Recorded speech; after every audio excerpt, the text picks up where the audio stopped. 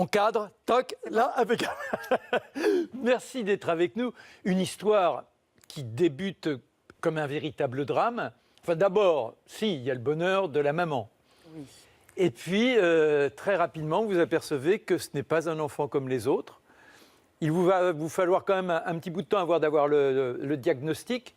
Et puis, on finit par vous décréter que l'enfant est autiste et qu'il n'y a pas grand espoir pour lui pour une vie normale. Oui, en fait, c'est l'histoire de beaucoup de familles en France. C'est-à-dire, c'est l'annonce d'une vie triste et morose pour une famille et l'enfant.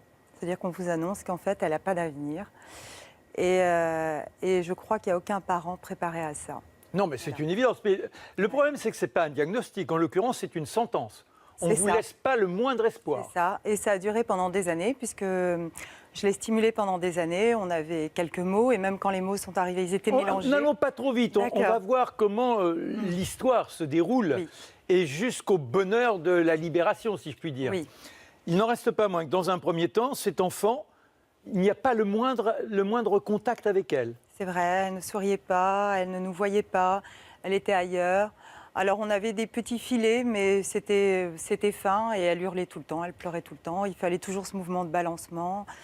C'était Et c'est un peu une poupée de chiffon, elle n'a pas de tonicité. Aucune. Hyperlaxité, hypotonie. Sa main touchait son bras dans les deux sens. C'était... voilà. Comment on réagit même, alors là on le découvre pour le lecteur, vous avez eu vous-même dans votre jeunesse quelques fléaux à vaincre. Oui.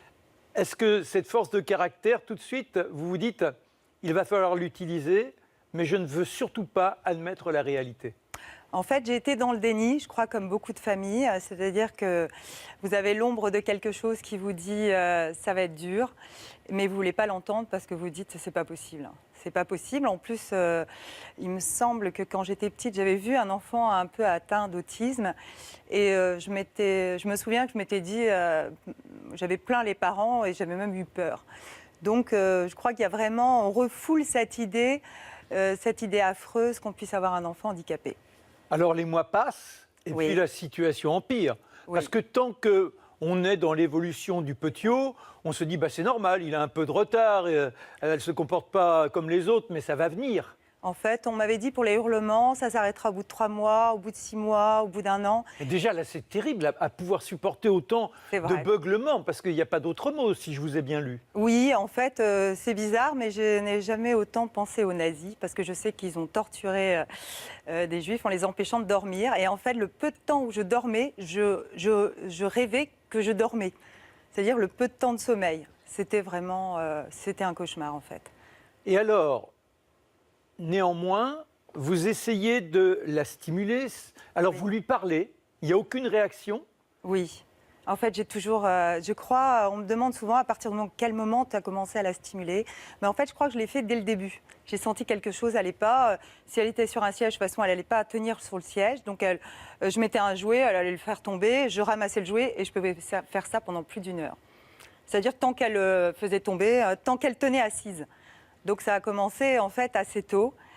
Et tenir assise, on s'aperçoit que éventuellement, elle se prête à cette situation, et puis soudain, elle se projette en arrière. C'est ça. En fait, ça ne durait pas très longtemps, mais des fois, j'avais le miracle de la faire tenir un petit peu plus.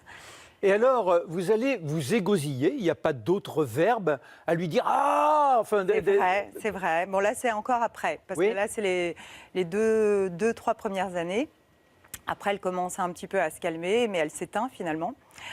Et là, il y a un peu l'épisode de l'école, voilà, les drames. Alors, on va parler de l'école. J'ai mon premier son. Le premier son. Oui.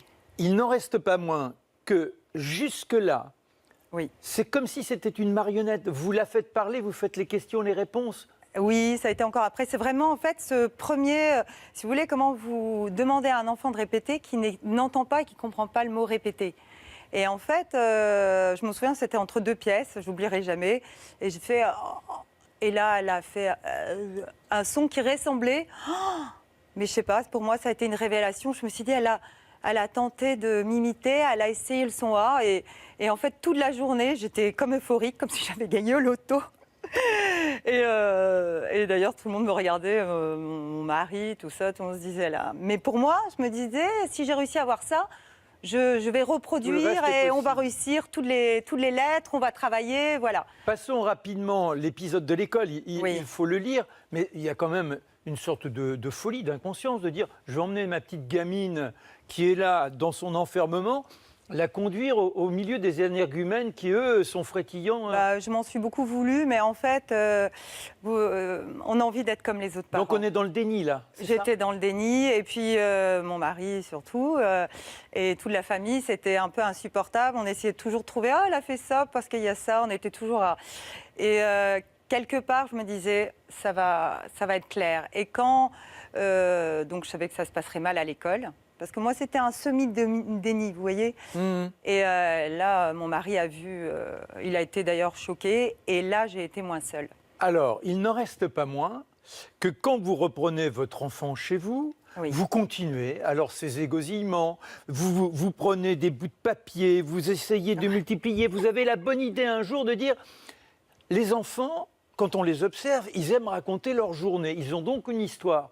Et ma petite, elle n'a pas d'histoire. Il faut qu'elle s'invente son histoire, il faut que je lui invente son histoire. En gros, c'est ça. C'est ça, mais là, il y a déjà des années qui sont passées, Ouais. puisqu'il fallait déjà faire caler les lettres de l'alphabet, qu'on est associé avec des syllabes, qu'on est Mais associé comment vous ces voyez mots la progression avec les choses. Oh, bah là, on a progressé lentement. Il ne faut pas être exigeant.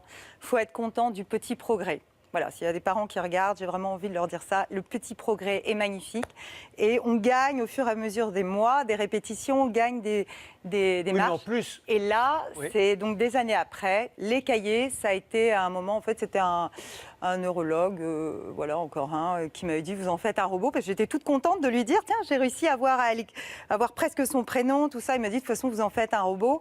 Et j'étais rentrée encore, à chaque fois, il m'abattait. Hein. J'étais rentrée, j'avais réfléchi et je me suis dit, en fait, il a raison. C'est un robot et je pourrais lui apprendre tous les mots. En fait, je ne mettrai pas d'ordre dans sa tête. Ça va rester confus, même si elle a les mots. Ça, de toute façon, c'est mélangé. Les peu de mots qu'elle a, elle les emploie, c'est mélangé. C'est une bouillie. Alors je me suis dit, il faut remettre de l'ordre. Et donc, c'est là que j'ai commencé mes cahiers. Enfin, j'ai pas fait que les cahiers. Après, on a classé les mots non, qu'on mais c'est apprenait, on les a incroyable, rangés par des catégorie. collages. Enfin, il faut lire parce que c'est plus que le parcours du Oui. combattant. Mais je dois dire quelque chose. Quand quelqu'un venait à la maison, Ouais. il y avait, vous savez, c'est comme les gens dans les films, vous savez, avec les policiers, ils mettent plein d'affiches, ou les tueurs en série, vous savez, il y a une sorte de folie. Moi, j'avais des affiches partout, dans toute la maison. Elle se réveillait le matin, il y avait tout un parcours où on faisait la suite des affiches qui étaient dans la maison, jusqu'aux toilettes, jusque dans la salle de bain, pour suivre un rythme régulier, pour que ça reste régulier, pour que ça rentre. Est-ce que la petite sœur, parce que vous allez avoir, là encore, une sorte de déraison, le courage d'avoir un deuxième enfant, une petite fille, alors que on Oui. vous laisse entendre que c'est peut-être génétique, qu'en réalité, c'est Elle était là, et en fait, j'étais déjà enceinte quand on m'a fait comprendre que je polluais la planète, en fait. Bon, c'est un moment assez dur pour moi. Mais au moment où j'ai pris cette décision, je me suis dit, même si elle est handicapée, au moins elles seront deux ensemble, parce que je ne savais pas jusqu'où j'irais. Et je ne voulais pas Océane seule. Je ne voulais pas. Alors, mais c'est vrai que ce qu'on m'a dit, là, c'était vraiment le coup qui assomme. Là, j'ai vraiment eu mal. Il nous faut passer tous les épisodes, cette conquête ô combien lente, jamais le moindre désespoir. En fait, en fait, quand vous donnez beaucoup d'énergie dans une journée, le soir, vous êtes à plat. Et c'est ce que je dis toujours. La chose qui me rendait le plus triste le soir, c'est que déjà, dans ma méthode, je n'ai jamais menti à ma fille. J'ai toujours essayé vraiment d'être le plus juste dans la vérité avec le peu de mots qu'on avait. Mais je lui avais dit quelque chose. Je lui avais dit, si Océane, beaucoup de travail, Océane sauvée. Et en fait, tous les soirs, pendant des années, je me disais, j'ai peut-être menti à ma fille. On a l'impression, néanmoins, qu'il y a comme une sorte de télépathie entre vous deux. Vous comprenez en dehors des mots qu'il y a un message qui passe.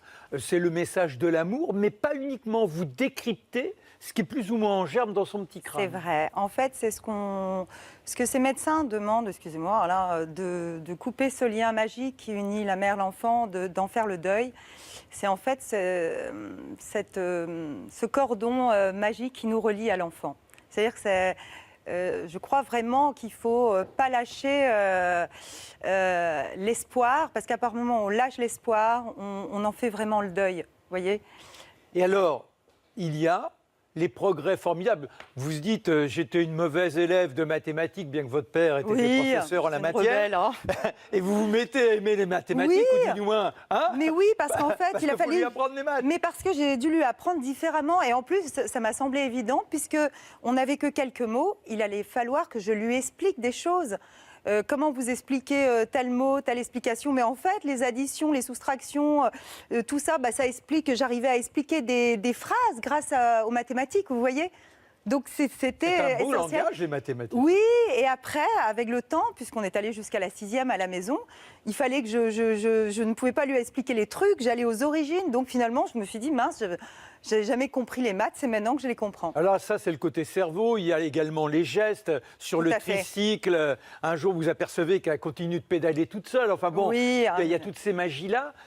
Lorsqu'elle retourne à l'école en 6e, elle est encore bien handicapée. Aujourd'hui, elle a 18 ans, elle est en terminale S. À quel moment le prodige se produit-il, c'est-à-dire qu'elle est comme les autres? En fait, quand elle est arrivée à l'école, à la maison, déjà, il n'y avait plus rien. Elle est vraiment 15 jours avant, c'était encore un peu juste, je ne sais pas. Ça, c'est vraiment bien tombé. Mais ce qui était son stress, c'est, vous imaginez bien, quelqu'un qui n'a jamais été à l'école, qui a été à des activités où tout le monde la regardait avec dégoût. Parce que c'est ce qui est arrivé, hein. Les enfants avaient peur d'elle. Dès qu'elle ouvrait la bouche, c'était pire que tout. Avec une mère qui la faisait répéter, reformuler, ne pas faire semblant de comprendre. Elle a eu des années de travail. Je crois que vraiment, c'est une héroïne. Vous voyez, c'est pas moi, c'est elle. Voilà, elle est championne olympique. Et là, elle partait avec toutes ses armes. Voyez, mais à la guerre. Parce que je l'avais entraînée à lui expliquer les situations. Quand tu seras à l'école, il faudra faire ça, ça. J'ai dû lui réapprendre les codes. Parce que même si vous apprenez à parler, vous devez réapprendre pourquoi on se dit bonjour, les choses comme ça. Et aujourd'hui, elle va passer à la fin de l'année son bac. Oui, mais elle est tellement ambitieuse maintenant. Pourtant, je la pousse pas. Je la pousse pas, je comprends pas. Voilà, l'enfermement chez XO Documents, Florence Henry. Voilà. C'est plus qu'un combat, c'est un désir de vivre phénoménal. Bravo, merci.